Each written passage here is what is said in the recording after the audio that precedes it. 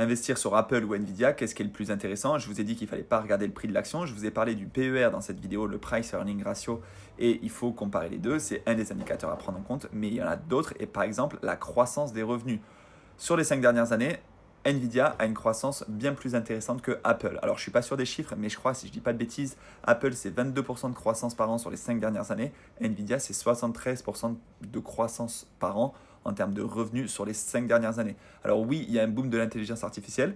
Peut-être que ça va durer, peut-être que ça ne va pas durer. En tout cas, si on se base sur cet indicateur de croissance du chiffre d'affaires, et il y en a d'autres, encore une fois, il y en a plein d'autres à prendre en compte, eh bien, Nvidia serait potentiellement plus intéressant que Apple. Mais attention, les résultats passés ne présagent pas des performances futures.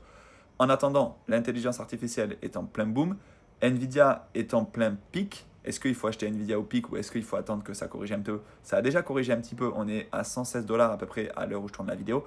Mais il faut savoir que quand on investit sur des actions, il faut viser le long terme. Donc si tu penses que Nvidia va encore augmenter ses bénéfices et ses marges et son chiffre d'affaires, etc. dans les 5 prochaines années, alors peut-être que c'est plus intéressant d'investir sur Nvidia. Mais Apple, attention, ça reste une entreprise très très très solide. Même s'il y a un ralentissement, même s'ils ont du mal à prendre le virage de l'intelligence artificielle, je pense que Apple restera une entreprise très solide. Maintenant, à toi de faire un petit peu le benchmark, c'est-à-dire de voir quelle entreprise peut surperformer l'autre pour pondérer tout simplement ton portefeuille. Après, si tu ne veux pas te prendre la tête, tu investis sur un ETF. Par exemple, un ETF du Nasdaq, tu seras très fortement pondéré aux boîtes de la tech. Et comme ça, tu as 100 boîtes à l'intérieur. Ou un ETF du S&P 500, tu en as 500 à l'intérieur et tu ne te prends pas la tête.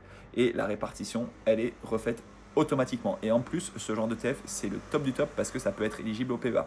Le PEA, c'est le plan d'épargne en action.